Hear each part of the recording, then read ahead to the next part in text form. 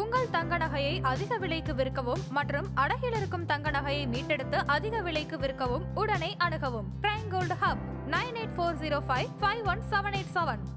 Aha, no compromise. உங்க சைடுலயும் எங்க சைடுலயும். It's a GT promise.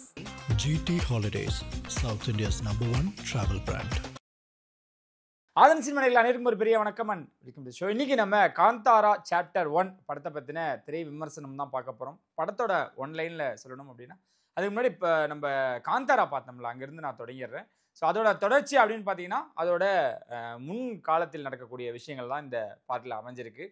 காந்தாராவோட தாக்கமே இன்ன வரைக்கும் குறையாமல் இருக்குங்க. அந்த படம் பார்த்ததுலேருந்து அந்த ஓம் அப்படின்ற ஒரு சவுண்டு மட்டும் தான் நம்ம அந்த படத்தை பார்த்துட்டு வந்ததுக்கப்புறம் தூங்கும் பொழுதும் சரி, கனவுல கூட அந்த சவுண்டு வந்து நம்மளை தூங்க விடாமலாம் நிறைய நாட்கள் பண்ணியிருக்கு.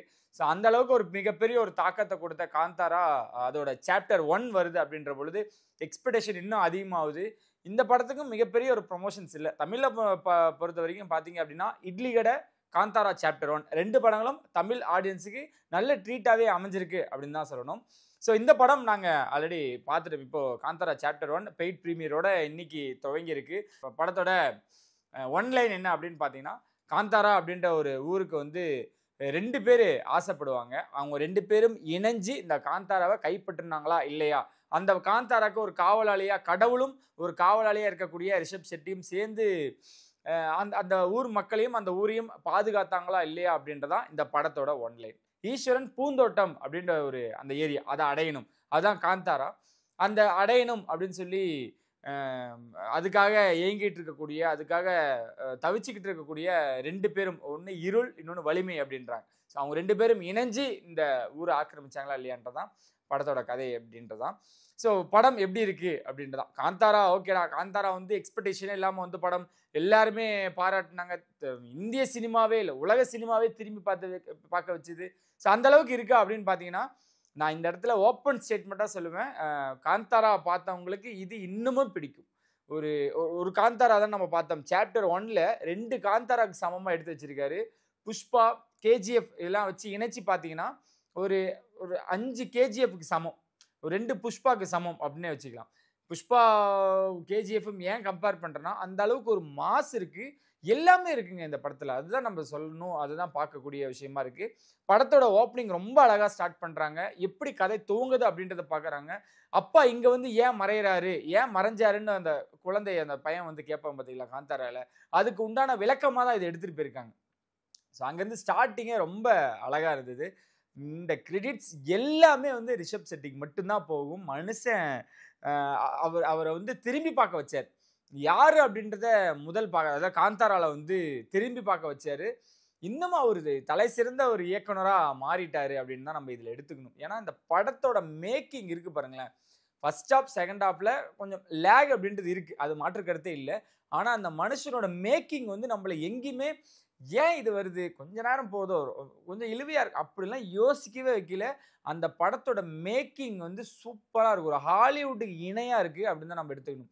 ஏன்னா அது ஒரு ஃபுல்லாக ஃபாரஸ்ட் ஏரியாவில் தான் எடுத்திருக்காங்க. இங்கே நம்ம தமிழ்லையும் நிறைய ஃபாரஸ்ட் ஏரியாவில் எடுக்கக்கூடிய படங்கள், மணமகன் பார்த்துருப்பீங்க, கங்குவா பார்த்துருப்பீங்க. பெரிய பொருட்செலவில் அந்த ஊர் மக்கள் இருக்காங்களா, அந்த ஊர் மக்களுக்கு அத்தனை நாள் கால் ஷீட் வாங்கணும், அங்கே ஒரு பொருட்செலவு இருக்குது, ஒரு அரண்மனை செட்டப் போடணும். ஸோ இதெல்லாம் நாங்கள் உட்காந்து நாங்கள் டீட்டெயிலாக பார்க்கும் பொழுது எவ்வளோ செலவு பண்ணியிருப்பாங்க அப்படின்னு நம்மளை ஒரு வியக்க வைக்கக்கூடிய ஒரு வகையில் இந்த படம் அமைஞ்சிருக்கு அப்படின்னு எடுத்துக்கணும். ஓகே, நிறைய விஷயங்கள் பேசிகிட்டே இருக்கலாம். படத்தோட கேஸ்ட் அண்ட் க்ரூ பார்க்கணும் அப்படின்னா, படத்தில் வந்து ஃபுல்லாக இயக்கம் அண்ட் நடிப்பு 2மே வந்து ரிஷப் ஷெட்டி கொடுத்துருக்காரு. ஸோ பாகம் 1ல் வந்து அந்த கிளைமேக்ஸ் போர்ஷனில் தான் வந்து அந்த ஓம் அப்படின்னு சொல்லிட்டு அந்த ஃபைட் சீக்வன்ஸ் பார்த்துருப்பீங்க. இதில் வந்து அதே மாதிரி தான் இதில் வருது. இன்னும் இதில் எக்ஸ்ட்ராவாக ஆட் பண்ணி இன்னும் அதை வந்து நம்மளை உணர்வுபூர்வமாக நம்மளை உணர்ச்சி மிக ஒன்று கொடுத்துருக்காரு பாருங்கள். நம்மளாம் சிலுக்குதுன்னு அதை நினச்சாலே.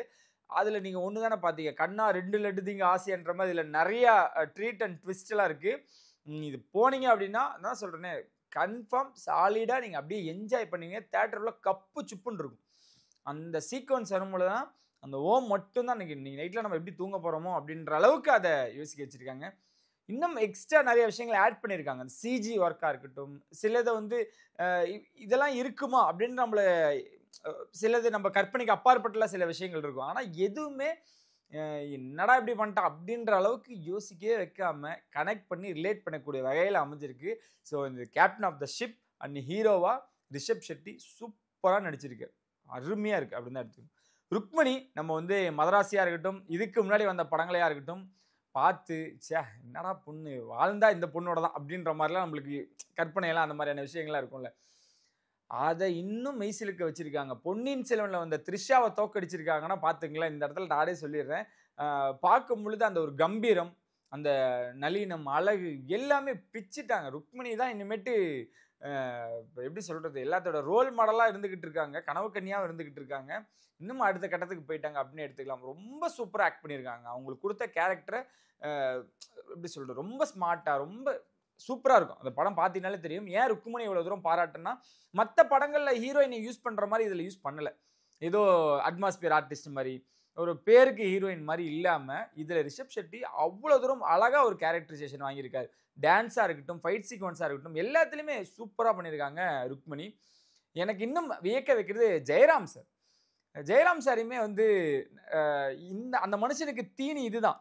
இதுலேயுமே வந்து கொஞ்சம் அப்படியே சாஃப்டாக தான் ஸ்டார்ட் பண்ணுவார்.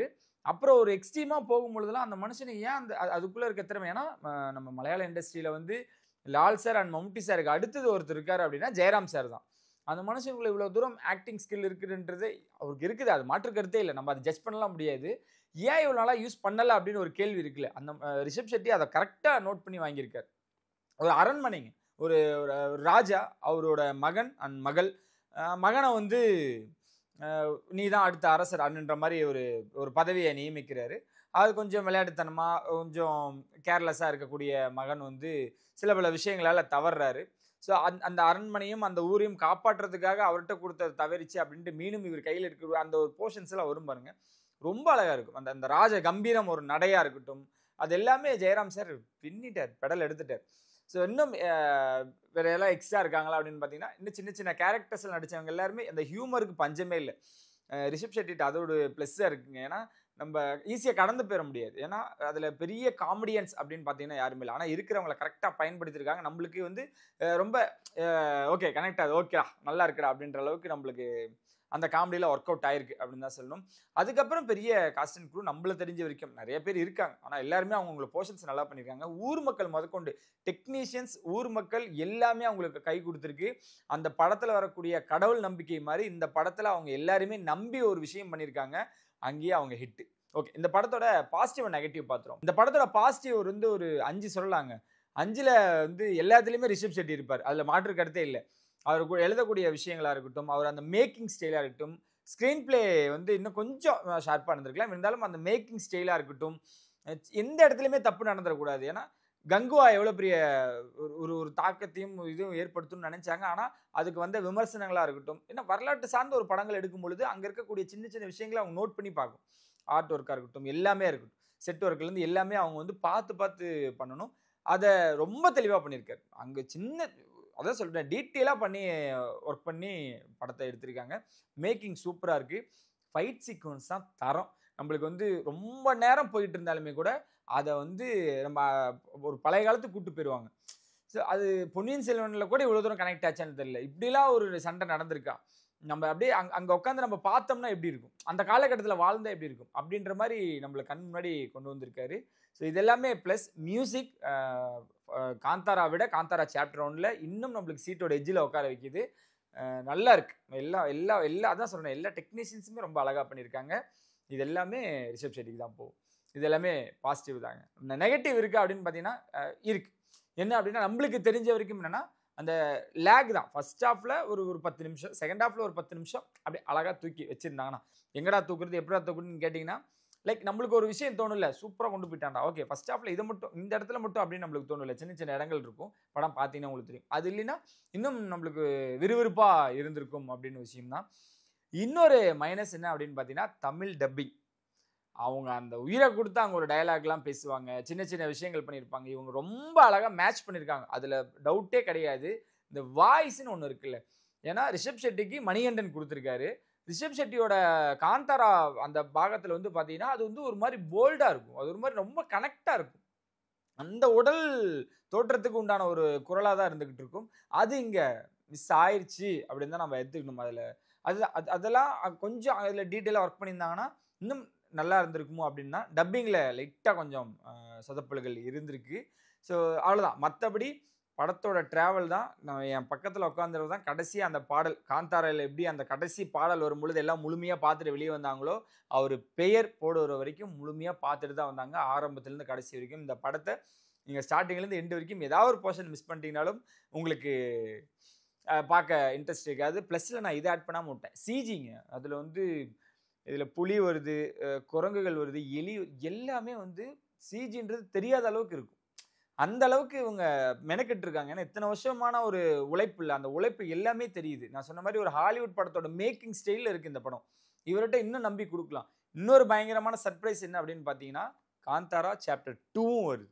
அதை லாஸ்ட்டில் ட்விஸ்ட்டு கொடுக்கும்போது அதோட ஹிண்ட்டு கொடுக்கும் பொழுது தேட்டரில் எல்லாருமே கொண்டாடுறாங்க. சீக்கிரமாக வரணும் அப்படின்லாம் விருப்பப்படுறாங்க. ஆனால் அந்த மனுஷன் ரொம்ப டைம் எடுத்துப்பார். ஏன்னா அவ்வளோ தூரம் செதுக்கணும்ல. அதனால அதுக்கும் ஒரு கார்டு போட்டதுமே பயங்கரமாக செலிப்ரேட் பண்ணுறாங்க. ஓவராலாக இந்த காந்தாரா சாப்டர் 1 அந்த எக்ஸ்பீரியன்ஸே நல்லாயிருக்கும். தேட்டர் எக்ஸ்பீரியன்ஸ் தான். அதனால் இங்கே தேட்டரில் மறக்காமல் பார்த்துருங்க. ஓடிடியில் வந்ததுக்கப்புறம் வேணாம். இது நீங்கள் அங்கே உட்காந்து அந்த சவுண்ட் எஃபெக்டில் அந்த ஓம் அப்படின்ற அந்த சவுண்டுக்காகவே நீங்கள் பார்த்தீங்க அப்படின்னா தெரிக்கும் அந்த மனுஷனோட ஆக்டிங்கு. காந்தாராவில் சின்ன ஒரு ஃபைட் சீக்வன்ஸாக இருக்கும். இதில் ஃபைட்லேயே 2 டைமென்ஷனாக ஒன்று பண்ணியிருக்காரெல்லாம் தெரிக்கும். தேட்டரு பிளாஸ்ட் ஆயிடுச்சு அப்படின்னு தான் சொல்லணும். இங்கே தமிழ் ஆடியன்ஸ் சொன்னோம்ல, இட்லி கடை தனுஷ் இயக்கி நடித்த படம், ரிஷப் ஷெட்டி காந்தாரா நடித்து இயக்கின படம். ஸோ 2க்குமே 2 இயக்குனர்கள் கம் ஆக்டர்ஸுக்குமே இது ரொம்ப டஃப்பாக தான் இருக்கும். ஏன்னா காந்தாரா வந்த பொழுது எனக்கு நல்லா தெரியும் தனுஷ் அவர்கள் வாழ்த்தினார்.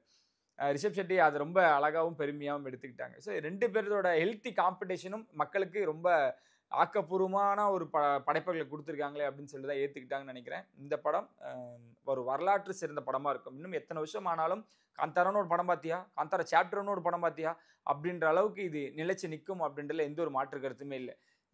எனக்கு தெரிஞ்சு புஷ்பா 1 புஷ்பா 2ல வந்தது கமர்ஷியல், KGF 1 KGF 2ல வந்தது கமர்ஷியல். ஸோ இதுவும் காந்தாராவும் கமர்ஷியல், அதில் மாற்று கருத்தே இல்லை. ஆனால் இது வரலாற்று படம். இது எப்போ பார்த்தாலும் அங்கே ஒரு வாழ்வியல் இருக்குன்னு நம்மளுக்கு சொல்லும். இதில் சமத்துவம்லாம் பேசியிருக்காங்க. ஸோ எல்லாமே கையாண்ட விதம்னு ஒன்று இருக்குல்ல, மேல் வர்க்கம் கீழ் வர்க்கம்லாம் சம்திங் ஒன்று இருக்கும்.